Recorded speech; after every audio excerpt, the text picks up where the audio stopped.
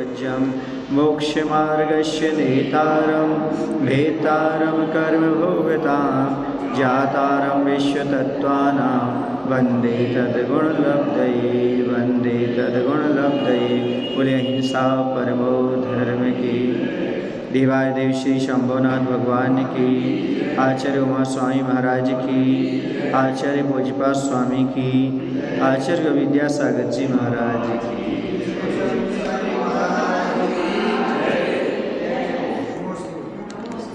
17 number सूत्र हो गया था। 127 पेज पर 18 नंबर सूत्र है लब्धप्योगौ भावेन्द्रियम। अब द्रव्येंद्र के स्वरूप का ज्ञान कराने के लिए ये सूत्र पहले था। अब भावेंद्रिय का कथन करने के लिए आएगा सूत्र आ रहा है। लब्धि और उपयोग रूप भावेंद्रिय है। क्या अर्थ हुआ? लब्धि और उपयोग को भावेंद्रिय कहते हैं। समझ गए? लब्धि और उपयोग का नाम क्या है? भावेंद्रिय। लब्धि शब्द का व्युत्पत्ति लब्ध अर्थ है लम्भनम लब्धि अर्थात प्राप्त होना। शंका लब्धि किसे कहते हैं? समाधान ज्ञानावरण कर्म के क्षयोपशम विशेष को लब्धि कहते हैं। कैसे कहते हैं लब्धि? ज्ञानावरण कर्म का जो क्षयोपशम है वह लब्धि कहलाता है।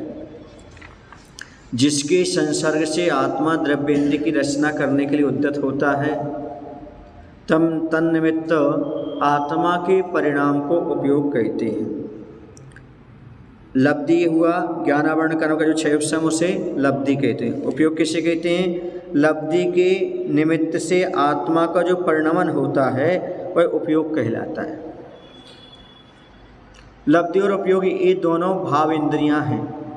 शंका उपयोग इंद्रिय का फल है, वह इंद्रिय कैसे हो सकता है? समाधान कारण का धर्म कार्य में देखा जाता है। जैसे घटाकार परिणत हुआ ज्ञान भी घट कहलाता है। अतः इंद्रिय के फल को इंद्रिय मानने में कोई आपत्ति नहीं है।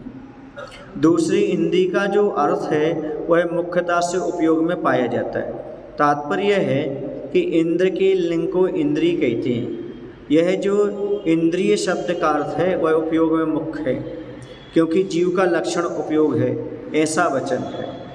अतः उपयोग को इंद्रिय मानना उचित है। विशेष अर्थ ज्ञान की अमुक पर्याय को प्रकट न होने देना विवक्षित ज्ञानावरण के सर्वघाती स्पर्धकों के उदय का काम है।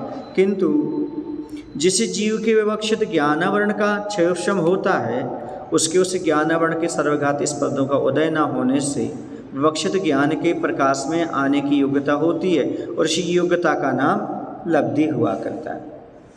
ऐसी योग्यता एक साथ सभी क्षयोपशमिक ज्ञानों की हो सकती है, किंतु उपयोग में एक काल में एक ही ज्ञान आता है। यहाँ पर बात यह है यदि सर्वघाती स्पर्धक का उदय रहेगा तो बिल्कुल भी अंश भी प्रकट नहीं होगा, लेकिन ऐसा यहाँ नहीं रहता। सर्वघाती स्पर्धों का उदय नहीं होने से यहाँ पर ज्ञान प्रकट हो जाता है। समझ गए ना? ऐसा ऐसी योग्यता एक साथ सभी में होती है सब ज्ञानों में, लेकिन एक काल में तो कोई एक ज्ञान ही होगा। मति होगा, श्रुत होगा या अवधि होगा। एक समय कौन सा ज्ञान होगा? एक। क्षयोपशम भले अन्य और का ही बना रहे।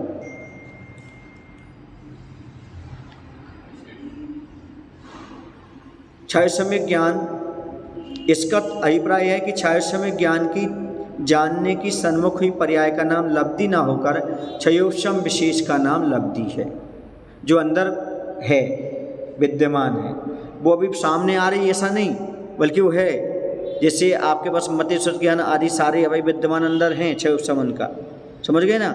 भले प्रकट में एक आ रहा है, लेकिन जो अंदर है वो सब लब्धि के रूप में माने जाएंगे। ऐसा उपयोग ज्ञान के उपयुक्त पर्याय का नाम है, यही कार्य। और उपयोग किसका नाम है?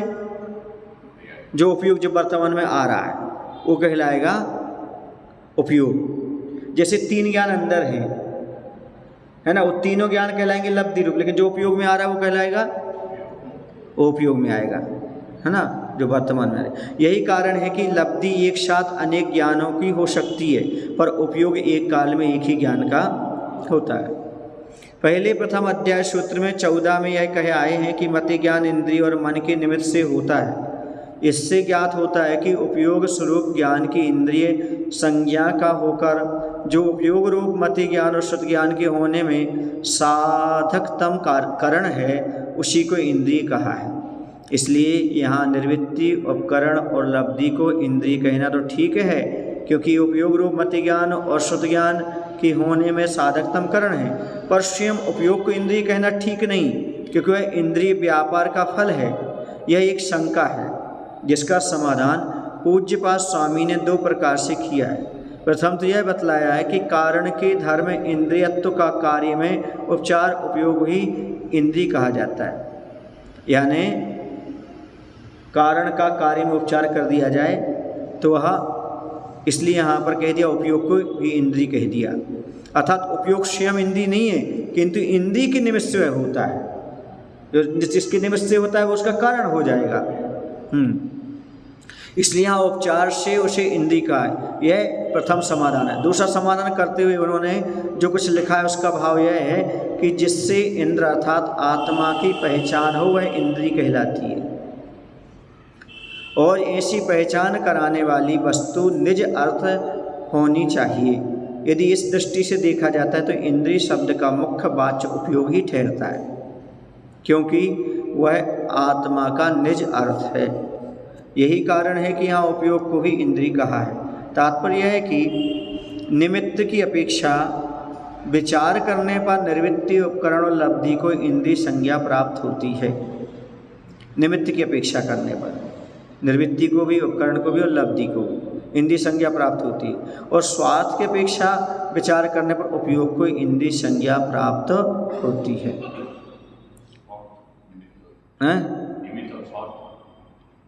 हाँ, निमित्त ये जो स्वयं का परिणाम है वो स्वार्थ कहलाएगा। निमित्त माने बाहर से निमित्त हमें बन रहा है। इस प्रकार से पहले प्रथम अध्याय में केवल निमित्त की अपेक्षा इंद्रिय शब्द का व्यवहार किया गया था, और यहाँ निमित्त और मुख्यार्थ दोनों को ध्यान में रखकर इंद्रिय के भेद दिखलाए गए। इसलिए कोई बाधा नहीं है, कोई विरोध नहीं है।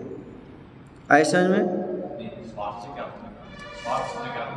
स्वयं का, हाँ, उपादान जो अंदर का है वो ऐसा ले लें, या अंतरंग कारण ले लें उसको।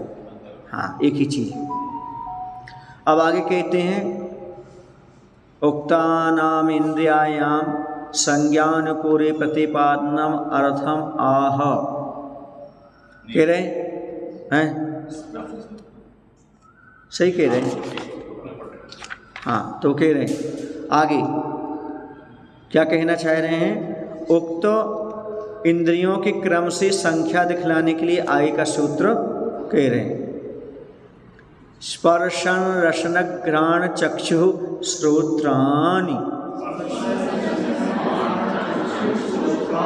चक्षु श्रोत्राणि।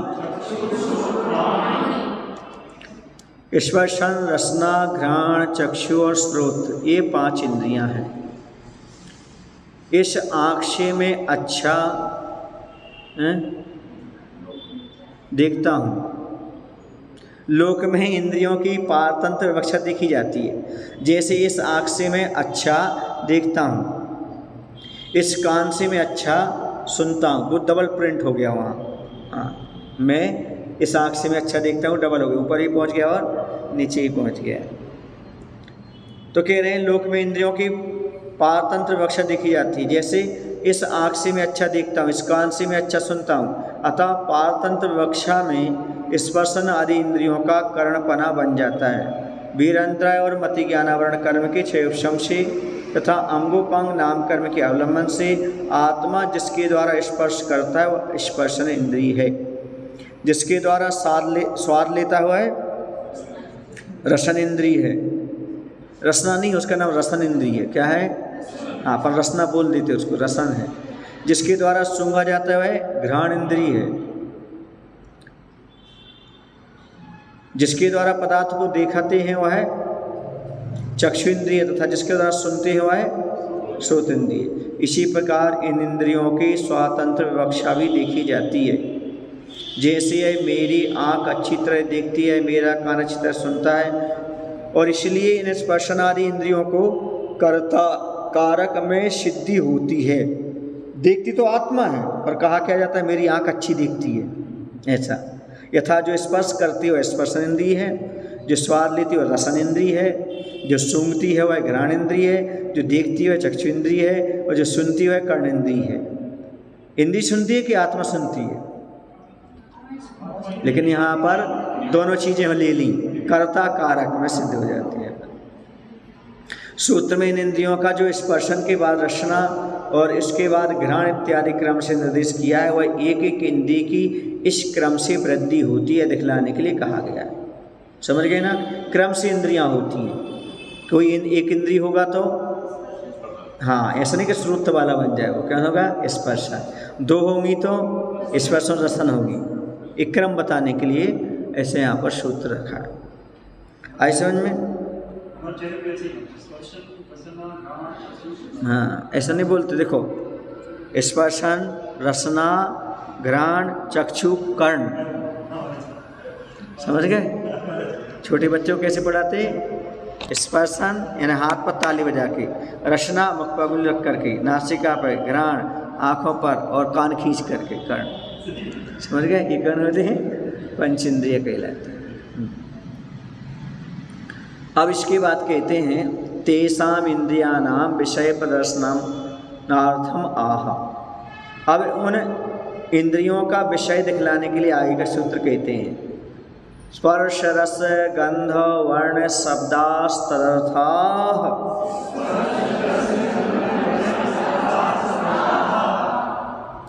हाँ, था, हाँ, बहुवचन। द्रव और पर्याय की प्राधान्य विवक्षा में स्पर्शन आदि शब्दों के क्रम से कर्म साधन आरोह भाव साधन में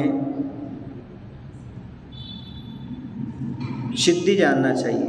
जब द्रव्य की अपेक्षा प्रधान रहती है तब कर्म निर्देश होता है। जैसे जो स्पर्शन किया जाता है वह स्पर्श है, जो स्वाद को प्राप्त होता है वह रस है, जो सूंघा जाता है वह गंध है, जो देखा जाता है वर्ण है, जो सुना शब्द रूप होता है वह शब्द है। इस प्रकार व्युत्पत्ति के अनुसार ये सब स्पर्शन आदि द्रव्य ठहरते हैं। समझ गए ना? जिसको सूंघा जा रहा है वो क्या है? कोई ना कोई द्रव्य तो होगा जिसको सूंघा जा रहा है। जिसे देखा जा रहा है कोई ना कोई द्रव्य तो होगा जिसे हम देख रहे हैं।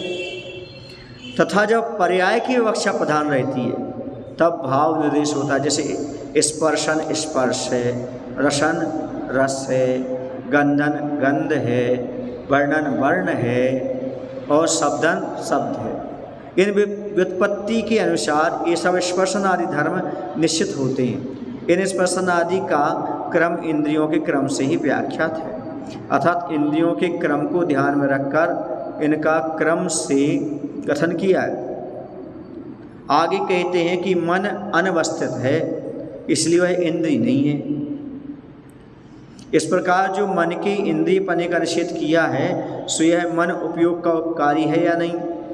मन भी उपकारी है, क्योंकि मन के बिना स्पर्शन इंद्रियों विषयों में इंद्रियां अपने अपने प्रयोजन की सिद्धि करने में समर्थ नहीं होती। तो क्या इंद्रियों की सहायता करना ही मन का प्रयोजन है या और ही इसका प्रयोजन है? इसी बात को बतलाने के लिए आगे का सूत्र कहते हैं मन क्या करता है, मन का क्या काम है, मन का विषय क्या है। क्योंकि आजकल वर्तमान मन का विषय मान कसा है। हर किसी मन का विषय क्या बना रखा है? मान कसाय को। तो यहाँ पर कह रहे क्या है? सुनो, एक स्थान पर रहने वाला, बदलने वाला, ऐसा वस्थित अनवस्थित। श्रुत मनीन्द्रियस्य, हाँ, कह रहे हैं श्रुत मन का विषय है। श्रुत ज्ञान का विषयभूत अर्थ श्रुत है, वह अनिंद्रिय अर्थात मन का विषय है। क्योंकि श्रुत ज्ञानावरण के 6 उपशम को प्राप्त हुए जीव के श्रुत ज्ञान के विषय में मन के आलम्बन से ज्ञान की प्रवृत्ति होती है, जो उसने इंद्रिय आदि के माध्यम से जाना है। समझ गए ना? और उसमें विशेष अर्थांतर जो ज्ञान में जाएगा वो तो श्रुत ज्ञानावरण के 6 उपशम को प्राप्त हुआ जीव जो है उसके श्रुत ज्ञान के विषय में मन के आलम्बन से ज्ञान की प्रवृत्ति हो जाएगी। विशेष अर्थांतर ज्ञान जो जानेगा वो मन के द्वारा ही जानेगा। अथवा श्रुत शब्द का अर्थ श्रुत ज्ञान है और मन का अर्थ अर्थात प्रयोजन है। यह प्रयोजन उसके मन के स्वतः अधीन है, उसमें उसे दूसरे की सहायता की आवश्यकता नहीं लेना पड़ती। यहाँ पर ये खोल रहे हैं और अपनी बात कह रहे हैं विशेष अर्थ में। यहाँ श्रुत शब्द का श्रुत ज्ञान का विषय श्रुत ज्ञान किया है और उसे अनिंद्रिय का विषय बताया है। आशा यह है कि श्रुत ज्ञान की उपयोग दशा 5 इंद्रियों के निमित्त से ना होकर केवल अनिंद्रिय के निमित्त से होती है। सुन रहे ना, मति ज्ञान किसे कहते हैं? जो इंद्रिय और मन की सहायता से होता है। लेकिन जब विशेष अर्थांतन ज्ञान जानेंगे हम तो इंद्रिय काम नहीं करेगा, वहाँ क्या काम करेगा? मन, क्योंकि विशेष अर्थांतन जाएंगे। जैसे उन्होंने कहा घड़ा, क्या कहा? अब मन में इंद्रिय के द्वारा नहीं, नेत्र के द्वारा नहीं, अब वो मन के द्वारा हम घड़ा का आकार जानेंगे, कैसा घड़ा होता है, उसमें पानी भरा रहता है, वो किसके काम में आता है। ये विशेष अर्थांतन ज्ञान हो गया, समझ गए ना। अब इसमें इंद्रिय का रोल नहीं रहेगा, किसका रहेगा ज़्यादा? मन का ही रहेगा। ये इनका पंडित जी के कहने का यहाँ पर आशय है, ये कहना चाह रहे ऐसा है ना। इसका यह अभिप्राय नहीं है कि अनिंद्रिय के निमित्त से केवल श्रुत ज्ञान ही होता, किंतु इसका यह अभिप्राय है कि जिस प्रकार मति ज्ञान इंद्रिय और अनिंद्रिय दोनों के निमित्त से होता है, उसी प्रकार श्रुत ज्ञान इन दोनों के निमित्त से ना होकर केवल अनिंद्रिय के निमित्त से होता है। इंद्रियां परंपरा निमित्त हैं, समझ गए ना? आए समझ में? हाँ, मति ज्ञान आदि, क्योंकि मति पूर्वकम श्रुतम, मति पूर्वक होता है श्रुत ज्ञान, इसलिए वो कारण तो रहेंगी इंद्रियां, क्योंकि मति ज्ञान हुआ है ना, तो श्रुत ज्ञान में कारण भी इंद्रियां परंपरा से रहेंगी, लेकिन डायरेक्ट नहीं रहेंगी। डायरेक्ट कौन काम करेगा वहाँ पर? मन काम करेगा। इसे कहते भैया मन से सुन रहे कि नहीं, कान से सुनना नहीं बोलते, क्या बोलते? हाँ, ऐसा। श्रुत का बताया कि 2 भाग वाली श्रुत को निर्माणी के हिसाब से ज्ञान बताया यहाँ पे पहले ध्यान आता। तो अब यहाँ पे जो श्रुत का जो विषय है, उन्होंने बोला कि मन इंद्रिय, तो वो मन के विषय से, मन से होता है। चक्षु से हम देखते हैं, निर्माणी पढ़ते हैं भारतीय, और जैसे आप लोग उपदेश मिलते हैं उसको से सुनते हैं। हाँ, इंद्रिय भी तो निमित्त है। वो पहले मति ज्ञान होता है, उसके बाद श्रुत ज्ञान होता है। वो आपने जो पढ़ा वो मति ज्ञान के द्वारा जाना, उसके बाद विशेष अर्थांतर आप जहाँ पहुँचे वह आपका श्रुत ज्ञान बनेगा। समझ? अभी आपको शब्द नजर आ रहे हैं, अब शब्द के पार जब जाएंगे, इसका मायने में जाएंगे। जैसे यहाँ पर कहा श्रोत इंद्रिय, ये पढ़ लिया श्रोत इंद्रिय। अब जो आपकी दिमाग कहाँ गया, उपयोग कहाँ गया? कान की ओर, ये कहलाएगा श्रुत ज्ञान। कान सुनना अलग है, ये मति ज्ञान के द्वारा हो गया सुनना आपका, लेकिन जो आपका उपयोग कान के पास गया वो कहलाएगा श्रुत ज्ञान, वो मन से ही जाएगा। हाँ, समझ गए? अब आगे कहते हैं किस इंद्रिय का क्या विषय है यह बतलाए हैं। अब उनके स्वामी का कथन करते हैं। अतः सर्वप्रथम जो स्पर्श इंद्रिय कही है उसके स्वामी का निश्चय करने के लिए कहते हैं, अर्थात किन के पास कितनी इंद्रियां हुआ करती हैं, किस जीव के पास कितनी इंद्रियां होती हैं, वो कह रहे हैं। वनस्पत्यंतानामेकम, फिर से सुनो, वनस्पत्यंतानामेकम, पत्यंता नामेकम, और बाबा की नहीं, वाह वाह, वनस्पत्यंतानामेकम। जब आप वाह बोलो तब ओठ खुले रहना चाहिए, बंद नहीं होना चाहिए। वनस्पत्यंतानामेकम। यदि आप बा बोलेंगे बकरी का तो ओठ चिपक जाएंगे, बा और वाह। हाँ, तो वाह बोलना है। हाँ, और खुलना चाहिए, चिपकना नहीं चाहिए, स्पर्श आपस में नहीं होना चाहिए उनका, तब सही उच्चारण गया। वनस्पत्यंतानामेकम। वनस्पति कायक तक के जीवों के एक अर्थात प्रथम इंद्रिय होती है। वनस्पति कायक मतलब पृथ्वी, अंत है जी। वनस्पति कायक क्या है? अंत में। तो पहला कैसे हो गया? पृथ्वी कायक, जल कायक, अग्नि कायक, वायु कायक और वनस्पति कायक, है ना? वहाँ तक ले जाना है ऐसा। अंतदीप अंत तक ले जाना। सूत्र में आए हुए एक शब्द का अर्थ प्रथम है। शंका यह कौन है? समाधान स्पर्शन। एक मतलब एक इंद्री मतलब स्पर्शन इंद्री। शंका वह किस जीव के होती है, किन जीवों की होती है? समाधान पृथ्वी कायिक जीवों से लेकर के वनस्पति कायिक तक के जीवों के जानना चाहिए। अब उसकी उत्पत्ति के कारण का कथन करते हैं। वीर अंतराय तथा स्पर्शन इंद्रियावरण कर्म के 6 उपशम के होने पर और शेष इंद्रियों के सर्वघाती स्पर्धकों के उदय के होने पर तथा शरीर नाम कर्म के आलम्बन के होने पर और एक इंद्रिय जाति नाम कर्म के उदय की अधीनता के रहने पर एक स्पर्शन इंद्रिय प्रकट होती है। इतने सारे कर्म का अवलंबन लगता है। कौन से कर्म का? सबसे पहले तो उन्होंने कहा नहीं, पहले वीर्यंतराय कर्म का चाहिए। क्या चाहिए? वीर्यंतराय कर्म का और स्पर्शन इंद्रियावरण कर्म का 6 उपशम चाहिए।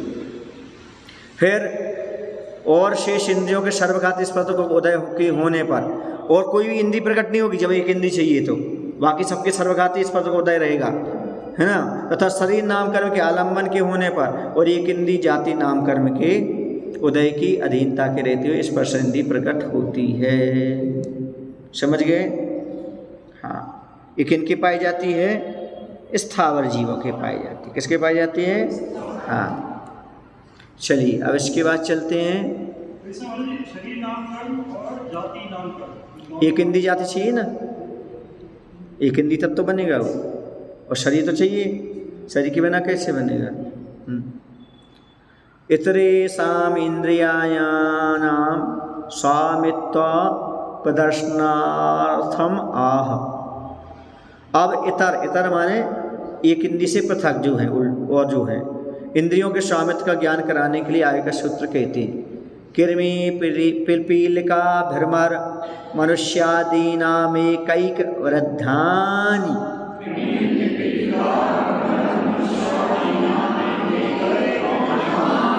कृमि पिपीलिका भ्रमर मनुष्यादीनामेकैक वृद्धानि।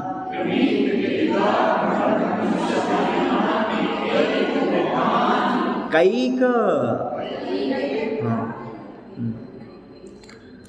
कृमि पिपीलिका भ्रमर और मनुष्य आदि के क्रम से एक एक इंद्रिय अधिक होती है। ऐकैकम वह विवक्षा में द्वितीय है।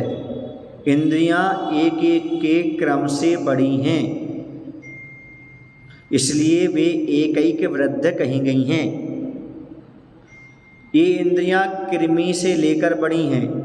स्पर्शन इंद्रिय का अधिकार है, अतः स्पर्शन इंद्रिय से लेकर एक एक के क्रम से बड़ी हैं। इस प्रकार यहाँ संबंध कर लेना चाहिए। आदि संबंध का प्रत्येक के साथ संबंध होता है, जिससे यह अर्थ हुआ कि कृमि आदि जीवों के स्पर्शन और रसना ये 2 इंद्रियां होती हैं। स्पर्शन भी ले लेना और एक बढ़ाते जाना उसमें ऐसा। तो कृमि आदि कितनी होती हैं? स्पर्शन और रसना 2 इंद्रियां। पिपीलिका माने चींटी, पिपीलिका माने चींटी।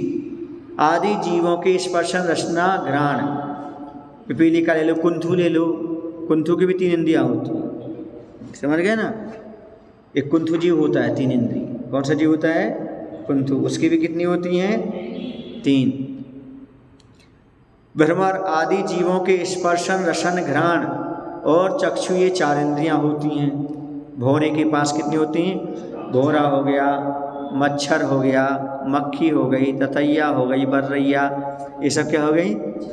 4 इंद्रिय हो गई। मनुष्य आदि के स्रोत इंद्रिय के और मिला देने पर 5 इंद्रियां होती हैं। मनुष्य हो गए, पंचेंद्रिय त्रियंच हो गए, देव हो गए, नारकी हो गए। इस प्रकार उक्त जीव और इंद्रिय इनका यथाक्रम से संबंध व्याख्यान किया।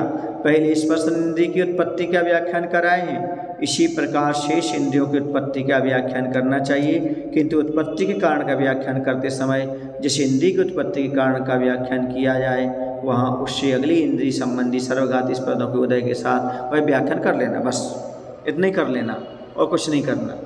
बाकी परिभाषा ज्यों की त्यों रहेगी। वहाँ पर जो आया था ना सर्वघाती स्पर्धकों को उदय, तो उस इंद्रिय संबंधी अंगली स्त्री इंद्रिय संबंधी लगा लेना, है ना। जैसे आया स्पर्श और रसना का 2 का आ गया, तो आगे वाले का सर्वघाती इंद्रिय सर्वघाती स्पर्श उदय होगा। इसे 2 उत्पन्न हुई हैं, इसके आगे की उत्पन्न नहीं हुई, ऐसा।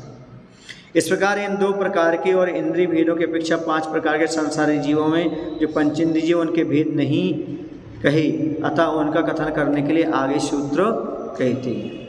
तो आगे सूत्र कह रहे हैं यहाँ पर इतनी बात तो उन्होंने कह दी थी, क्या कह रही थी कि यहाँ पर एक एक की वृद्धि करते जाना, क्या करते जाना, कहाँ तक ले जाना, और मनुष्य आदि नाम, मनुष्य को आदि लेकर के वहाँ पर आप ले लेना, ऐसा कहा था, मनुष्य आदि ले लेना। अब आगे कहते हैं, क्या कहते हैं, संगिना समनस्का, संगिना समनस्का, सामनस्का नहीं समनस्का, हाँ हाँ, सा नहीं बोलना, सा में आ की मात्रा नहीं लगाना, समनस्का,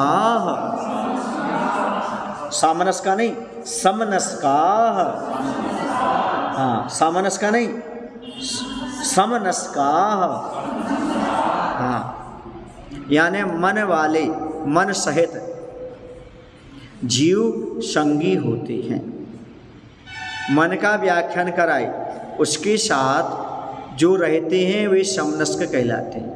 जो मन के साथ है वो कौन है, समनस्क है, यानी जिनके पास मन पाया जाता है वो समनस्क है, और उन्हें संगी कहते हैं।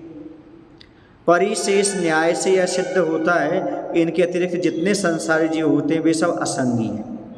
परिशेष ने समझते हो, इसके बाद जो बचे, हाँ शेष जितने बचे वो सब क्या कहलाएंगे, असंगी।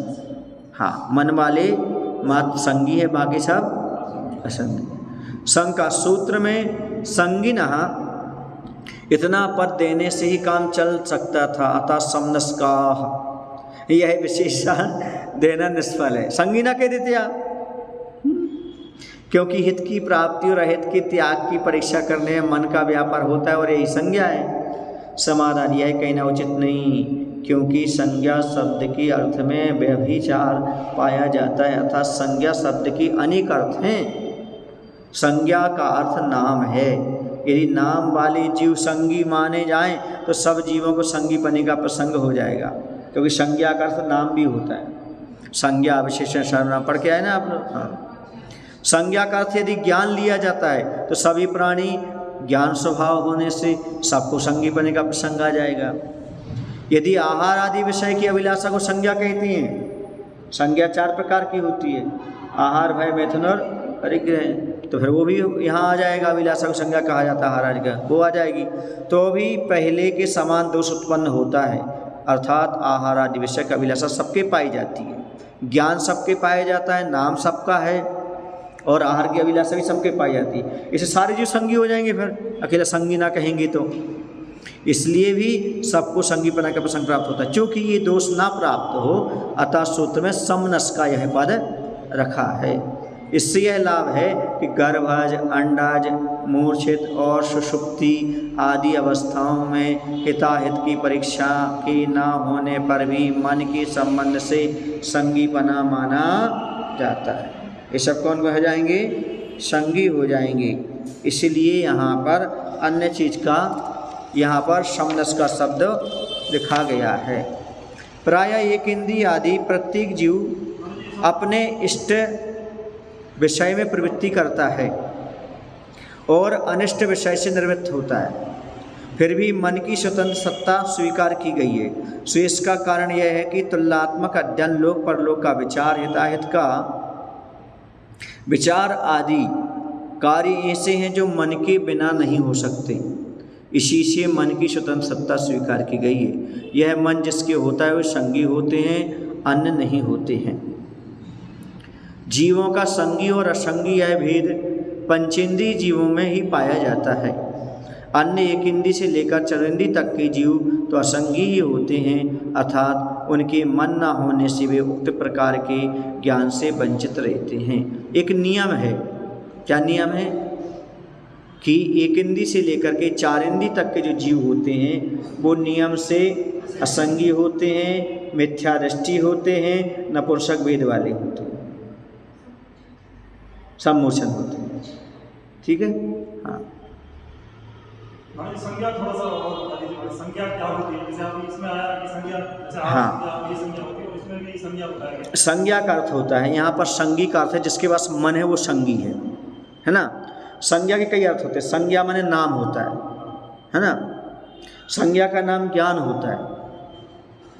संज्ञा आहार आदि 4 संज्ञाएं होती हैं, है ना। तो नाम प्रत्येक पदार्थ का, प्रत्येक जीव का होता है ना।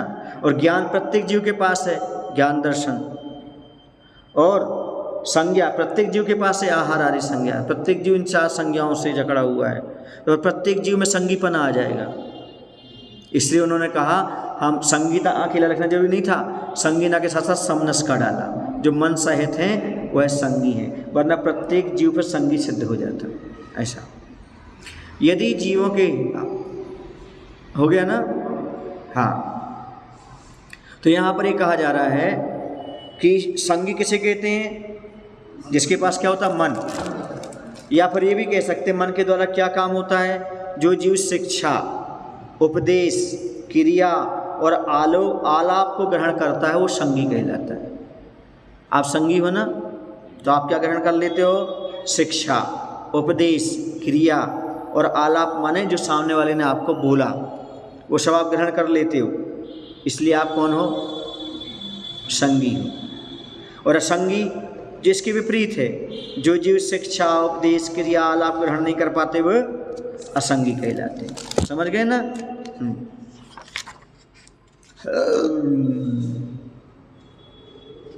यदि जीवों के हित और अहित आदि विषय के लिए क्रिया मन के निमित्त से होती है, तो जिसके पूर्व शरीर को छोड़ दिया है और जो मन रहित है, ऐसा जीव जब नूतन शरीर को ग्रहण करने के लिए उद्यत होता है तब उसकी जो क्रिया होती है वह किस निमित्त से होती है? अब सुनो, अपन पहले समझ ले, अपन जीव पढ़ करके आए। क्या पढ़ के आए? सबसे पहले हमने पढ़ा था जीव 2 प्रकार के, संसारी और मुक्त जीव।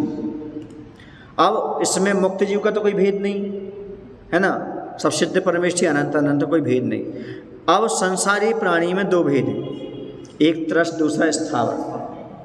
त्रस्त के भेद हो गए 2 इंद्री, 3 इंद्री, 4 इंद्री, 5 इंद्री, ठीक है ना। स्थावर के भेद हो गए पृथ्वी का एक, जल का एक, अग्नि का एक, वायु का एक, वनस्पति का एक। अब पंचेंद्री के 2 भेद हो गए, संगी और असंगी। और वहाँ पर जो वनस्पति का है ना उसके 2 भेद हो जाते हैं, प्रत्येक वनस्पति और साधारण वनस्पति। प्रत्येक के भी 2 भेद हो जाते हैं, साप्रतिष्ठित और अप्रतिष्ठित। और साधारण वनस्पति के 2 भेद हो जाते हैं, नित्य निगोद और इतर निगोद। ये पूरे जीव का व्याख्यान, समझ गए? हाँ, आगे समझ में? ये पूरा जीव की व्यवस्था है, उनके भेद पर भेद है। अब आगे बताएं।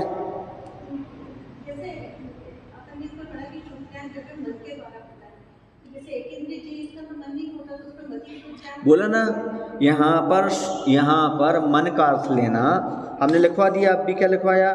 जो जीव शिक्षा, उपदेश, क्रिया, आलाप ग्रहण कर सके। उनके पास जो श्रुत ज्ञान है वो ये काम नहीं करता, शिक्षा आदि ग्रहण नहीं करता।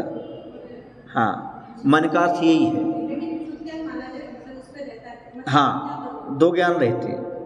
हाँ, लेकिन ये जो मन की बात कह रहे हैं यहाँ पर, वो जो शिक्षा है, उपदेश आदि ग्रहण नहीं कर पाएगा, उस प्रकार का श्रुत ज्ञान उसके पास नहीं है।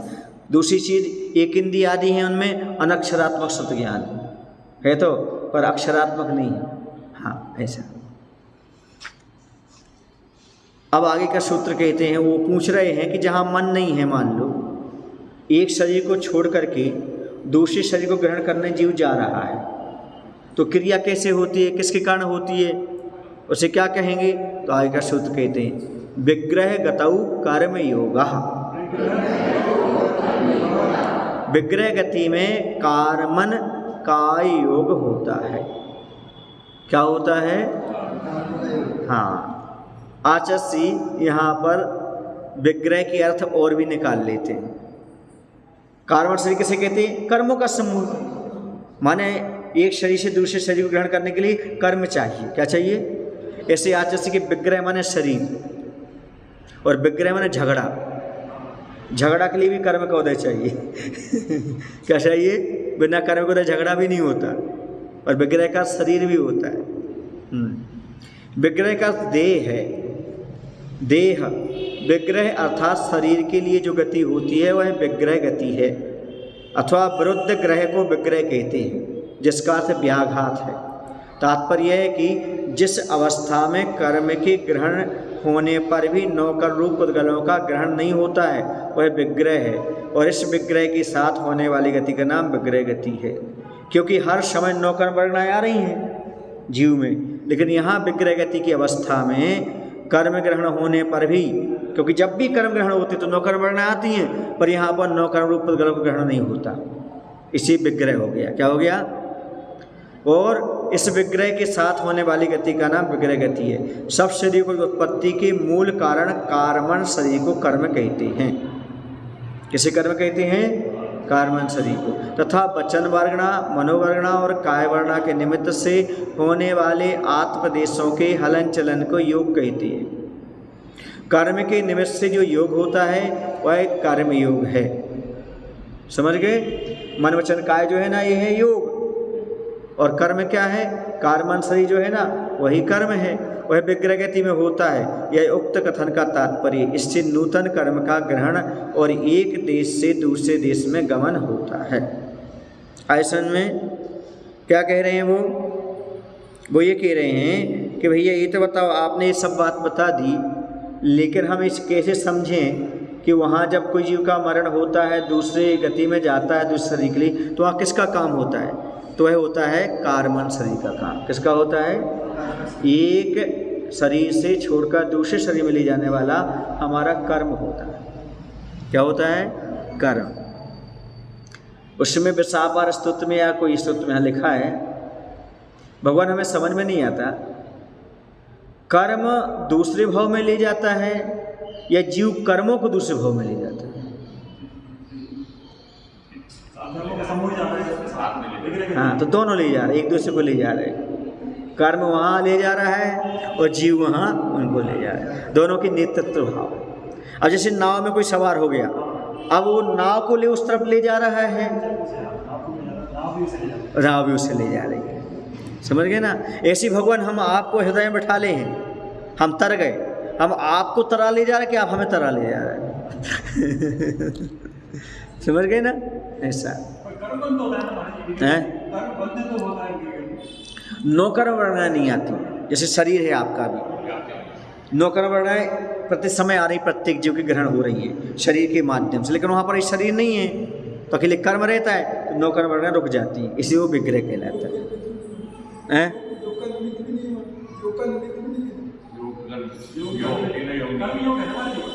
हाँ, वहाँ पर ये मन वचन काय वहाँ नहीं रहेंगे। समझ गए ना? तो यहाँ ना वचन वर्णा है, ना मनोवर्णा, ना काय वर्णा। कर्म के निमित्त से जो योग होता है वह कार्मण का योग है, कर्म योग है। परिणाम कैसे करता है? परिणाम कैसे आते हैं जीव के अंदर? परिणाम जो जीव के परिणाम है, हाँ, कैसे होते हैं? निमित्त तो कुछ है नहीं वहाँ। विग्रह गति का काल ही कितना सा है अभी बताएंगे आपको, वहाँ समय ही नहीं है। एक समय तो समय अभी आए गाते हैं ना, ऐसा। चलिएगा, तो वह विग्रह गति में होता है। यह उक्त कथन का तात्पर्य, इससे नूतन कर्म का ग्रहण और एक देश से दूसरे देश में गमन होता है। अब यहाँ पर प्रश्न करते हैं कि गमन करने वाले जीव और पुद्गलों का एक देश से दूसरे देश में गमन क्या आत्मप्रदेशों की पंक्ति क्रम से होता है या इसके बिना होता है? अब इसका खुलासा करने के लिए आयकर सूत्र कहते हैं अनुश्रेणी गति ही। तो गति श्रेणी के अनुसार होती है। लोक के मध्य से लेकर ऊपर नीचे तिरछे क्रम से स्थित आकाश प्रदेशों की पंक्ति को श्रेणी कहती है। समझ गए ना? क्या कह रहे हैं? लोक के मध्य से लेकर के, जहाँ अपनी तृष्णा ली है ना, यहाँ से लेकर के ऊपर नीचे तिरछे, समझ रहे ना? ऐसा ऐसा ऐसा जाता है, ऊपर ऐसा जाता है, नीचे ऐसा जाता है, तिरछे ऐसे कहीं भी ऐसा। तो क्रम से स्थित आकाश प्रदेशों की पंक्ति को, जो आकाश प्रदेश की पंक्ति है ना, उसको श्रेणी कहते हैं। अनुशब्द आनुपूर्वी अर्थ में समसित है, इसलिए अनुश्रेणी का अर्थ श्रेणी की आनुपूर्वी से होता है। इस प्रकार की गति जीव और पुद्गलों की होती है, यह इसका भाव है। शंकाकार कहता है पुद्गलों का अधिकार ना होने से यहाँ उनका ग्रहण कैसे हो सकता है? समाधान, सूत्र में गति पद का ग्रहण किया है, इससे सिद्ध हुआ कि अनधिकृत पुद्गल भी यहाँ विवक्षित है। यदि जीवों की गति ही इष्ट होती तो सूत्र में गति पद के ग्रहण की आवश्यकता ना थी, क्योंकि गति पद का ग्रहण अधिकार से सिद्ध है।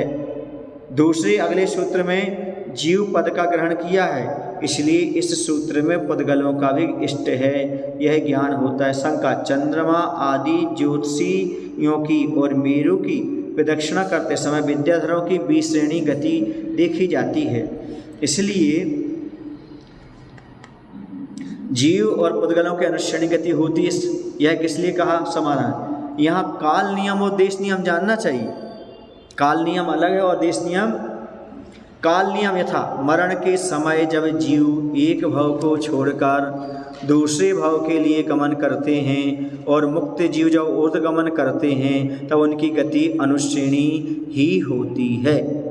देश नियम यथा जब कोई ऊर्ध्वलोक से अधोलोक के प्रति या अधोलोक से ऊर्ध्वलोक के प्रति आता जाता है, इसी प्रकार त्रियकलोक से अधोलोक के प्रति और अधोलोक से ऊर्ध्वलोक के प्रति आता जाता है, तब वह अवस्था में गति अनुश्रेणी होती है। इसी प्रकार पुद्गलों की जो लोक के अंत को प्राप्त कराने वाली गति होती है, अनुश्रेणी ही होती है। हाँ, इसके अतिरिक्त, किसके अतिरिक्त? ये जो हम व्याख्यान करके आए, इसके अतिरिक्त तो कह रहे हैं इसके अतिरिक्त जो गति होती है अनुश्रेणी भी होती है और विश्रेणी भी होती है। किसी एक प्रकार की गति होने का नियम नहीं है, जैसे आपने विद्याधरों की बात उठाई है ऐसा। अब फिर भी गति विशेष का ज्ञान कराने के लिए आय का सूत्र कहते हैं। क्या कहते हैं? हाँ, अरे विद्याधर लोग जो गमन करते हैं, हाँ, ये उनकी बात कह रहे हैं। ये उन्होंने कहा, ये नियम बता दिया यहाँ पर, और उन्होंने शंका ये उठाई थी कि जो मेरु की प्रदक्षिणा करते समय विद्याधरों की विश्रेणी होती है, वो कह रहे हैं जो विद्याधर, अब जो पूरे विद्याधर हो गए, अब जो करते हैं उनकी बात कह रहे हैं ऐसा। मरण के समय की बात नहीं कर रहे वो। हाँ, अब फिर भी गति विशेष का ज्ञान कराने के लिए आय का सूत्र कहते हैं। अविग्रहा जीवस्य, विग्रह का अर्थ व्याघात या कुटिलता, टेढ़ापन। कैसे? टेढ़ी टेढ़ी। तो जिस गति में विग्रह अर्थात कुटिलता नहीं होती वह विग्रह रहित गति होती है, और जिसमें टेढ़ापन हो वो विग्रह गति होती है। विग्रह माने टेढ़ापन भी होता है।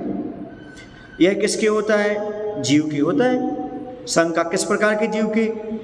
समाधान, मुक्त जीव के। क्या कह रहे हैं? विग्रह रहित होता है। क्या होता है? विग्रह रहित गति रहती होती है, क्योंकि जिस गति में विग्रह अर्थात कुटिलता नहीं होती वह विग्रह रहित गति कहलाती है। तो जीव, जो सिद्ध जीव तो सीधे जाते, कहाँ जाते? देखो, एक समय में 7 राजू पार कर जाते हैं। कितने? वो सीधे जाते हैं, उनमें टेढ़ापन यहाँ वहाँ जाना नहीं होता, इससे उनकी क्या कहलाएगी? विग्रह रहित गति कहलाएगी उनकी। अविग्रहा जीवस्य, कौन से जीव? सिद्ध जीवों के। यह किस प्रमाण से जाना जाता है कि मुक्त जीव की विग्रह रहित गति होती है? समाधान, अगले सूत्र में संसारी पद का ग्रहण किया है, इससे ज्ञात होता है कि इस सूत्र में मुक्त जीव की विग्रह गति ली गई है, विग्रह रहित गति ली गई है। शंका, अनुश्रेणी गति, इस सूत्र से ही यह ज्ञात हो जाता है कि एक श्रेणी से दूसरी श्रेणी में संक्रमण नहीं होता। फिर इस सूत्र के लिखने से क्या प्रयोजन? समाधान, पूर्व सूत्र में कहीं पर विश्रेणी गति भी नहीं होती है, इस बात का ज्ञान कराने के लिए सूत्र रचा है। शंका, पूर्व सूत्र की टीका में ही देश नियम और काल नियम कहा है। समाधान, नहीं, क्योंकि उसकी सिद्धि इस सूत्र से हो जाती है। अब आगे कहते हैं, और आगे कह रहे हैं कि मुक्त आत्मा की लोक पर्यंत गति बिना प्रतिबंध के, यानी कोई घात नहीं, कोई प्रतिबंध नहीं, नियत समय के भीतर होती है। यदि ऐसा आपका निश्चय है तो अब यह बताइए कि सदेह आत्मा की गति, सदैव माने संसारी प्राणी की क्या प्रतिबंध के साथ होती है या मुक्त आत्मा के समान बिना प्रतिबंध के होती है, इस बात का ज्ञान कराने के लिए आगे का सूत्र कहते हैं। विग्रहवती च संसारिणा प्राक् चतुरभ्यः।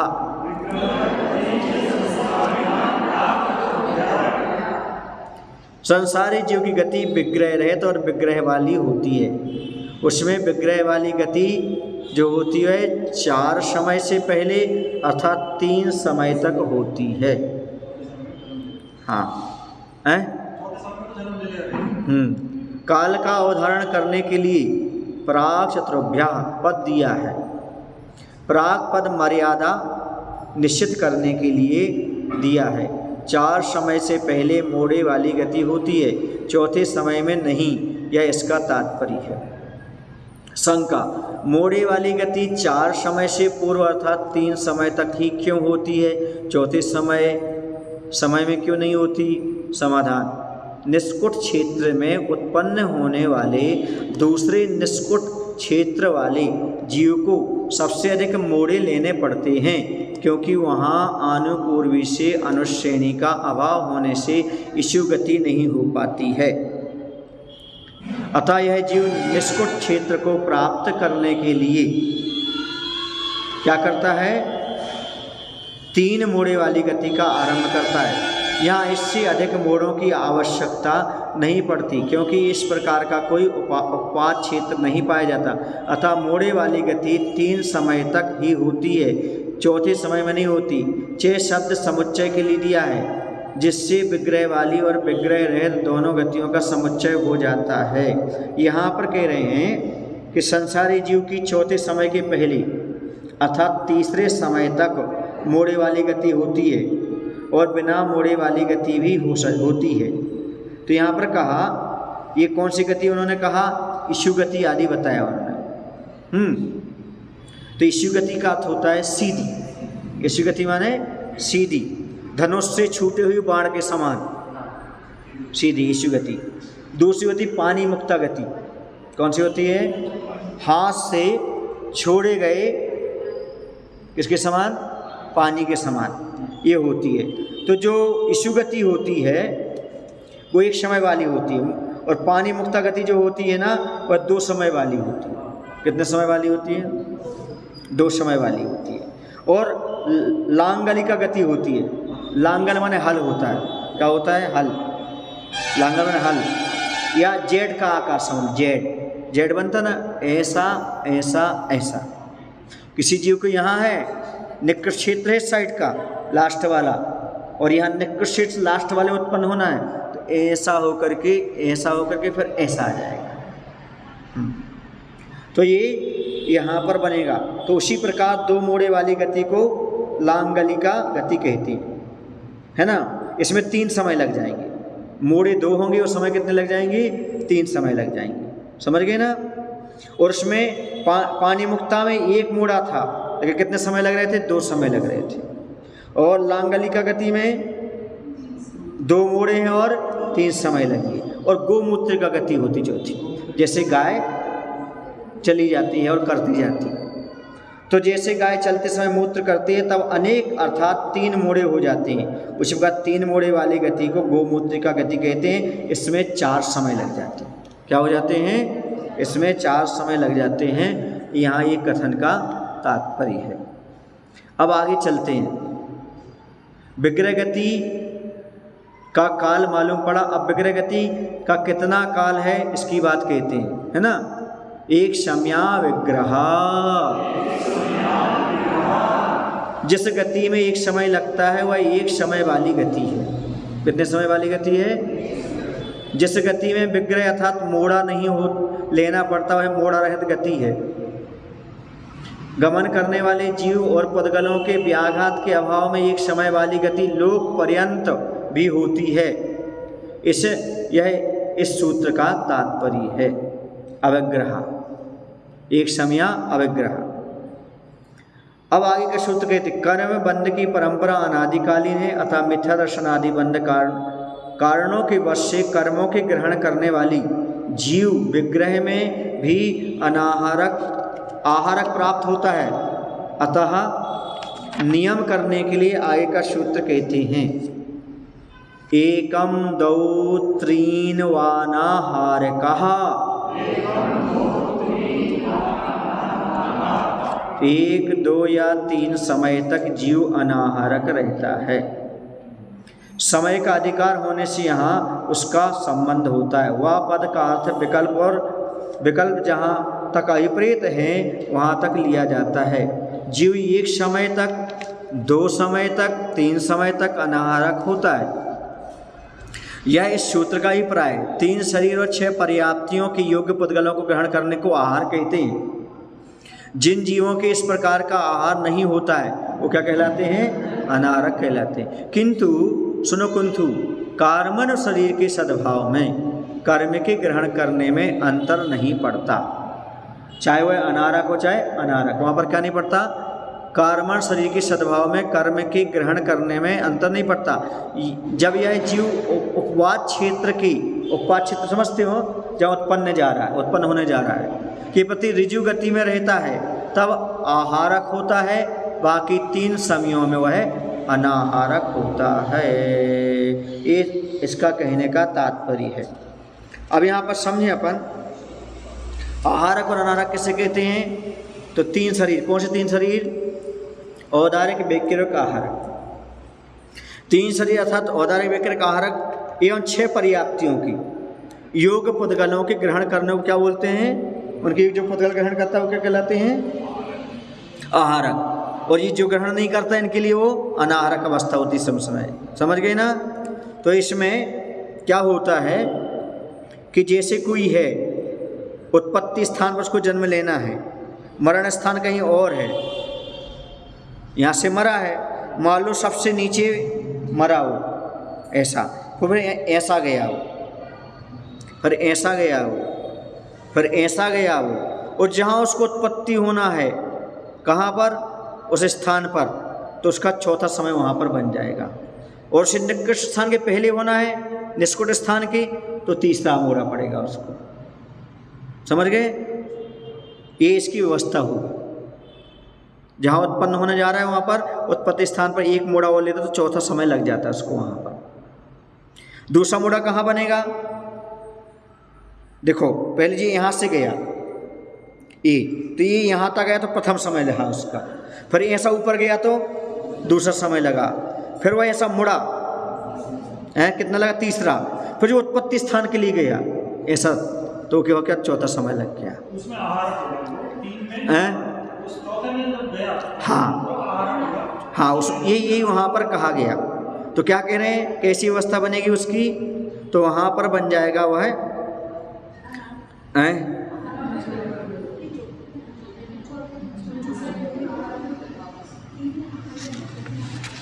यहाँ पर ये कहा जा रहा है कि 1, 2, 3 समय तक जीव क्या रहेगा? अनाहारक रहेगा। चौथे में क्या हो जाएगा? क्योंकि वह वहाँ उत्पत्ति स्थान पहुँच जाएगा, शरीर आ जाएगा, ऐसा। अब चलिएगा, जैसे अपन लेते हैं इसको, समझते हैं अपन अविग्रह और विग्रहवती, ठीक है ना? 2 प्रकार की गति अपन पढ़ के आए हैं। सबसे पहले यहाँ पर अपन लेते हैं अवग्रह माने मोड़ रहित गति, उसका नाम है ऋजु गति, सुगति, क्योंकि उनकी एक ही गति होती है। किसकी? अवग्रह वाले की, ठीक है ना? इसमें मोड़े नहीं होते, समय एक समय लगता है, अनाहारक काल अनाहारक नहीं होता, ठीक है ना? अब चलते अपन विग्रहवती वाली में। किसमें चलते हैं? विग्रहवती माने मोड़ी रहित वाली में। इसके 3 वेद हैं, पानी मुक्ता, लांगलिका और गोमूत्रिका, है ना? तो जो पानी मुक्ता वाली है उसमें 1 मोड़ा 2 समय नहीं, 1 मोड़ा 2 समय, हाँ 2 समय लगेंगे इसमें। अब लांगलिका, उसमें कितने लगेंगे? 2 मोड़े लगेंगे और 3 समय लगेगा। गोमूत्रिका 3 मोड़े और 4 समय रहेगा। अब जो पानी मुक्ता वाला है पहला, वह 1 समय तो रहेगा अनाहारक। लांगलिका वाला भी वो 2 समय में रहेगा। क्या रहेगा? 2 समय में अनाहारक। ठीक है ना। और गोमूत्रिका वाला 3 समय तक अनाहारक रहेगा। आगे समझ में ये कॉन्सेप्ट क्लियर हो गया इसका, ये पूरी व्यवस्था है। फिर से बता दें, कौन सी, विग्रह वाली कि अवग्रह वाली? दोनों समझा देते हैं, चलिएगा। सबसे पहले हो गई अविग्रह, माने कौन सी? मोड़ी रहित। ये तो ऋषि गति होगी, और कितनी, एक समय वाली होगी, बिना मोड़ी की होगी, है ना। और ये अनाहारक नहीं होती, अनाहारक नहीं होगा उसमें, ठीक है ना। अब इसके बाद कहाँ चलते हैं? विग्रह गति में। कौन में? विग्रह गति में। ये मोड़े सहित, कौन सी? मोड़े सहित के 3 भेद, पानी मुक्ता, लांगलिका, गोमूत्रिका, ठीक है ना। जो पानी मुक्ता वाली है वो 1 मोड़े वाली होगी, 2 समय वाली होगी, 1 समय क्या रहेगी? अनाहारक रहेगा, हाँ 1 समय। लांगलिका वाला 2 मोड़े वाली होगी, 3 समय वाली होगी, और 2 समय अनाहारक रहेगा, हाँ। और गोमूत्रिका वाला 3 मोड़े वाला, 4 समय वाला, और 3 समय अनाहारक है, ठीक है ना। एकम द्वय 3 अनाहारका, समझ गए ना। ऐसा इस सूत्र का अर्थ हो गया। आगे समझ में? मुक्त जीव से, मुक्त जीव के अविग्रह, हाँ सीधे एक समय में सिद्धांत के बाद में, तो वो आहारक होंगे का, आहारक क्या? कौन का? अनाहारक ही रहेगा।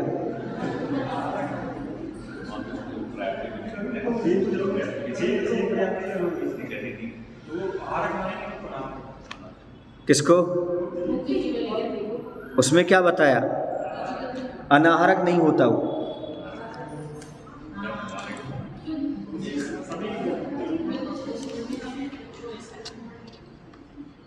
अनाहारक नहीं है, अनाहारक नहीं है।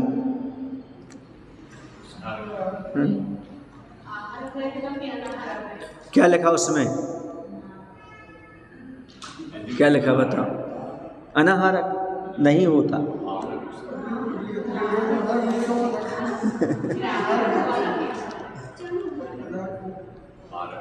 क्या बोलेंगे? बोलो, सुनो क्या कह रहे हैं यहाँ पर। जिन जीवों के इस प्रकार का आहार नहीं होता वो अनाहारक कहलाते, किंतु कर्मण शरीर के सद्भाव में कर्म के ग्रहण करने में अंतर नहीं पड़ता। जब यह जीव उपाचित के प्रति ऋजुवृत्ति में रहता है तब आहारक होता है। उपात क्षेत्र के प्रति ऋजु गति में रहता है तब आहारक होता है, बाकी के 3 समयों में अनाहारक रहता है। वो हो गई चौथे गति की। अब सिद्ध की क्या रहेगी? वो तो ऋजु गति वाला है। कौन सा वाला है? और ऋजु गति वाले की क्या पढ़ के आए अपन? हाँ आहारक बताया उसको।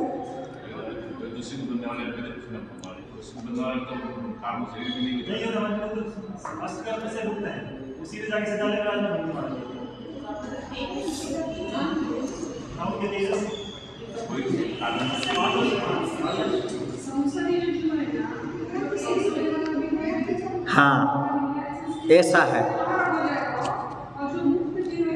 बात सीधी बात। मुक्त जीव तो सीधा जाएगा, उसका तो कोई है ही नहीं है। लेकिन जो अन्य हैं, क्योंकि संसारी जीव में 2 भेद है। संसारी जीव अविग्रह भी है, विग्रह मोड़े वाली बिना मोड़े वाली है। लेकिन जो संसारी जीव रहेगा उसका वो एक समय अनाहारक नहीं होगा। सिद्ध भगवान की तो बात ही नहीं है। यहाँ पर बात यहाँ किसकी चल रही है? विग्रह गति की 2 वाली बात कह रही है। अब कौन सा प्रसंग ले रहे? विग्रह गति का, ना कि अविग्रह का ले रहे। अविग्रह जीवसु तो गया, अविग्रह जीवसु तो गया, उसकी बात नहीं। विग्रह गति के भेद किए जा रहे। विग्रह गति वाले अविग्रह भी होते हैं और विग्रह भी होते हैं। सिद्ध की बात तो यहाँ पर है ही नहीं। अरे वहाँ तो शरीर लेने जा ही नहीं रहा ना। विग्रह गति किसकी? संसारी जीव की। इसलिए आहारक अनाहारक की विवक्षा है। वहाँ तो कुछ है ही नहीं, वो कुछ है ही नहीं वहाँ पर। वो तो सीधा गया एक बार। अब वो यदि शरीर की ग्रहण करने के लिए जाए, सिर्फ शरीर को ग्रहण करने जाए, तो हम आहारक अनाहारक सिद्ध करें वहाँ पर। जब जा ही नहीं रहे वहाँ उसके लिए, वो तो सीधा शरीर के लिए थोड़ी जा रहा है वो। इससे आहारक अनाहारक की विवक्षा ही नहीं है। मुक्त सीधा जा रहा है, वो तो अकेली आत्मा जा रही है, शरीर के लिए थोड़ी जा रहा है वो। वहाँ कर्म ही नहीं है। बस बात खत्म हो गई। इसलिए कुछ भी नहीं है, ना आहारक ना आहारक, कुछ भी नहीं कहो उसके लिए, वो तो एक समय में गया तो गया। ठीक है ना, ये विग्रह गति के वेद हैं कि अनाहारक होता, एक समय ये होता वो होता, उसमें कुछ भी नहीं लगा सिद्ध परमात्मा। बोल महावीर भगवान की। आचार्य विद्यासागर जी महाराज की जय। बोधि समाधि परिणाम शुद्धि स्वात्मोपलब्धि शिव शोक सिद्धि चिंता मन चिंता